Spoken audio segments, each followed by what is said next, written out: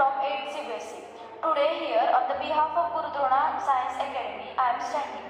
So today I am going to explain you the chemistry topic, that is natural resources. So basically there are four types of natural resources: renewable, non-renewable, biotic and abiotic. So what are the natural resources? Natural resources are the naturally occurring substances that are considered valuable in their relatively unmodified. Unmodified is the natural form. It is called as natural resources. So on the basis of origin of the natural resources, they are classified into biotic and abiotic. So biotic resources are derived from the living organisms, means whichever the living organisms are there, they are referred as biotic resources.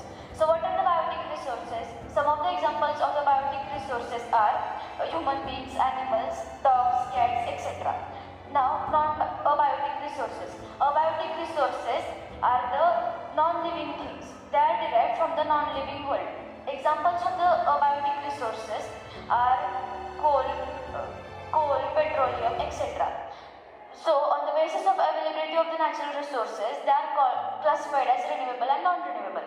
So, renewable resources are the resources that are limited in nature. As they cannot be finished, they are also called as inexhaustible resources.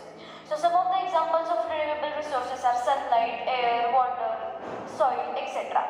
So, what are the non-renewable resources? Non-renewable resources are they can finish as fast as they are used or consumed up. Some of the non-renewable resources are coal, petroleum, natural gas, etc.